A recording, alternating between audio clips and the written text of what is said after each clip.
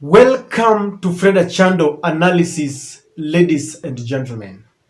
I want to say I'm very much grateful for the support you have continued to render to this channel ever since we started. And on that note, allow me to make just two very quick requests.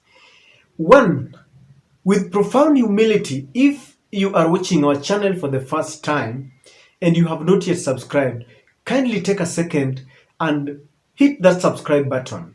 Then click the notification bell so that whenever we do a video like this, then YouTube will automatically notify you. Number two, please give our videos more likes, because the secret to likes is that the more likes a video gets, the more ratings will go high and YouTube will recommend it for more viewers, and you will be increasing revenue stream for us.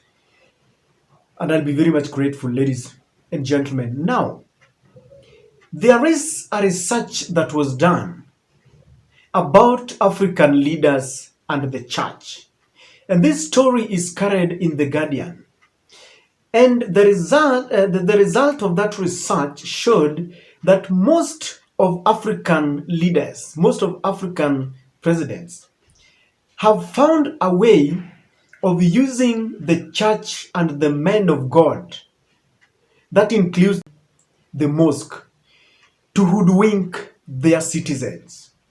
And the story explained something that if you look at most of African presidents who purport to be praying so much, or people who are sacred and holier than thou, behind that holy facade, they revolve around dictatorship and undercut deals that are really not very helpful to the citizen.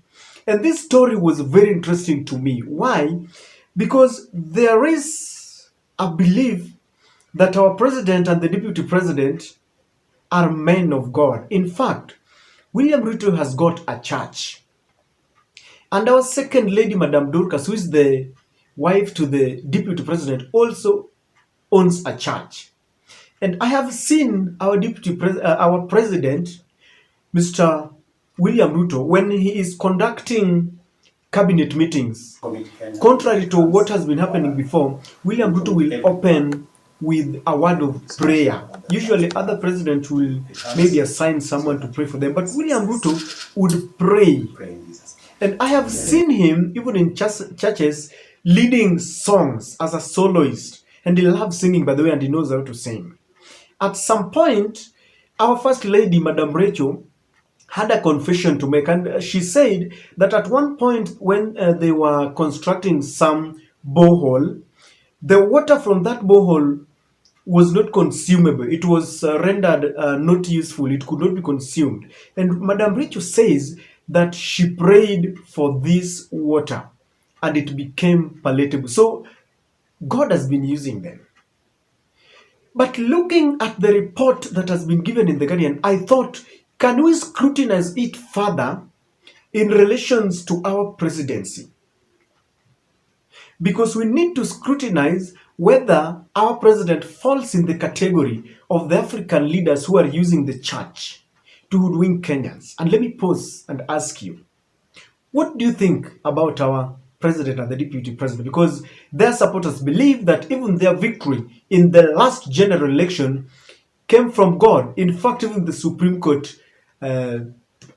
President, Madam Martha Koome, alluded to the same fact that the ruling that she made was guided by the Holy Spirit and God himself. So what do you think from where you are? Now, there is a tweet that William Ruto did yesterday about the 4 dissenting commissioners. That is Madam Cherera, Juliana Cherera, who is the vice chairperson of the IEBC. We have Francis Wanderi, Justus Nyang'aya, and Irene Masit. Those 4 commissioners are facing disciplinary actions. In fact, the case is in Parliament for a possible removal from the office. And Raila Odinga and other Azimio leaders, Martha Karua and Kalonzo Musyoka, defended them and termed this move as vengeful. In fact, they warned William Ruto that William Ruto does not want to engage in uniting Kenyans. Instead, he is going for those who never supported him. And this did not go down well with the president. And while in Korea, because I still believe he's in Korea, even I saw him in some worship uh, center there in Korea. William Ruto tweeted and called the four commissioners rogue commissioners and accused them of trying to usurp and interfere with the will of the people. And this tweet betrayed our president. It really manifested his true character, one that is vengeful and not ready to forgive. Because I know most of you go to church.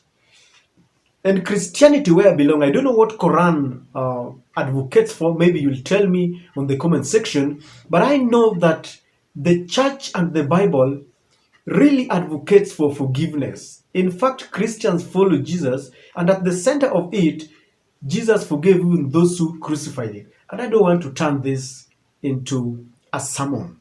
I'm just saying that if you look at that tweet, it shows that William Ruto lacks magnanimity. He cannot work with enemies because very many people feel that he's now witch hunting the four commissioners to remove them because they stood on his way to becoming the president. And let me tell you something, ladies and gentlemen. We are soon going back to the streets because if you read Raila's statements and that of William Ruto, these two leaders are going to confront each other. And those altercations are going to result into people going to the streets. And let me explain. William Ruto and Raila Odinga, I have always opined on this opinion that they are leaders who have not, they still have a bone to chew. They are not yet done with each other. I don't know whether this rivalry started way back from 2007 when they worked together, but if you look at their statements, the political movement, undertones, and coded languages, it tells you that Raila Odinga and William Ruto are still not yet done with each other. Now, William Ruto as the president has got the police, and Raila Odinga has got the people.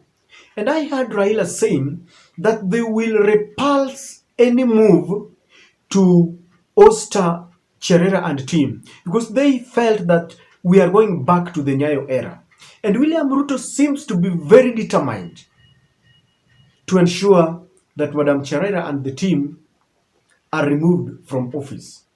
But I feel this move is dangerous, ladies and gentlemen, because I heard Raila saying that they are going to rally their supporters. And according to the last general elections result from the IEBC, Raila controls almost 7 million people, and I think very many people did not vote. So if he rallies about 7 million people, let's say out of the 7 million, 3 million accept the rallying call to go to the streets. This is going to be very detrimental to William Ruto, who is the president of Kenya. And I want to tell you why William Ruto should embrace a very amicable approach when he wants to resolve such things. Because when people go to the streets, or if people go to the streets, the following will happen, and it is not going to be very palatable for William Ruto. Number one, William Ruto is currently grappling with a nation that is below, has got a deficit of the revenue that they want as a nation. And he really needs people to go to work. The moment people start running in the streets, because right now the unemployment rate is high, there are very many youths who are idling, not because they want, but they don't have anything to do. So the youths who are idle will go to the street very fast. And when they go to the streets, ladies and gentlemen, one, it means people will not be working because there will be a lot of distraction. Businesses will be closed. All those who are going to industrial area, all those who provide manpower, even most of the companies, is our indie, will not be there. So the shops will be closed.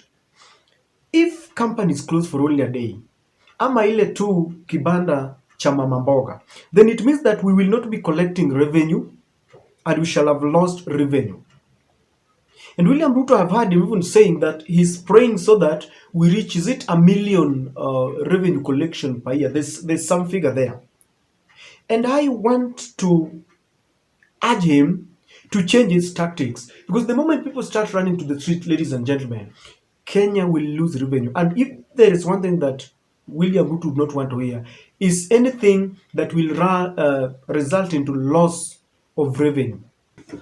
Number two, ladies and gentlemen, if people go to the streets, I can assure you that very many people are going to die. We will have orphans. People are going to lose their fathers on the street, because the moment they go to the street, the police will be up in arm with them. Because sometimes I know there is freedom of picketing and demonstration, and when they go for a peaceful demonstrations, criminals will mix with them and they will start maybe looting shops and all that. And when the police sees this, they will start shooting aimlessly.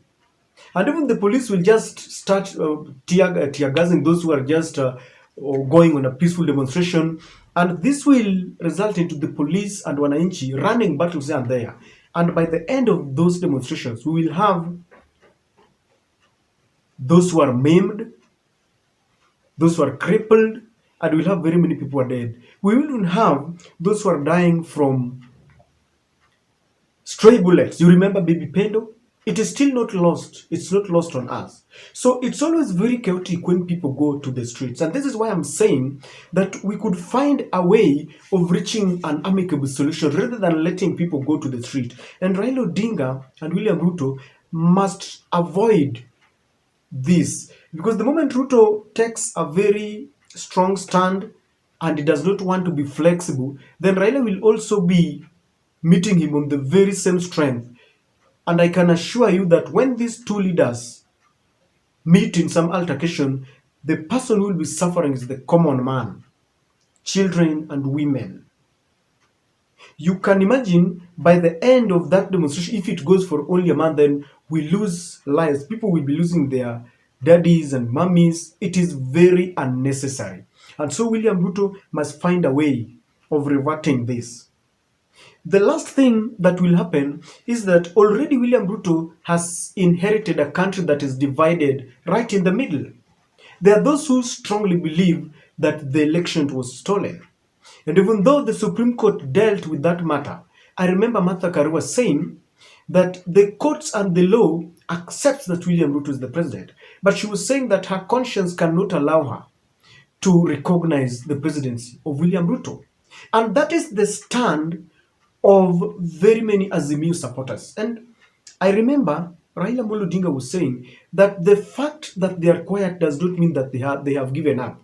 And he was saying that William Ruto perhaps is trying to misconstrue their silence for people who have given up. William Ruto should engage on matters that will unite Kenyans, because you see, the office of the presidency is a symbol of national unity. And when you go and let people go to the street, the country will be divided even further. Is our president included among the leaders in Africa who are using the church to hoodwink Kenyans? Are we really seeing a character of people who really love God?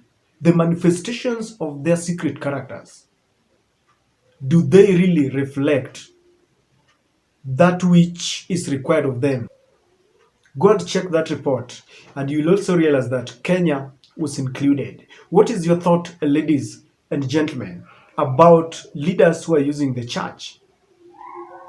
Because your gaze will be as good as mine. Thanks for watching. Let's meet in another video.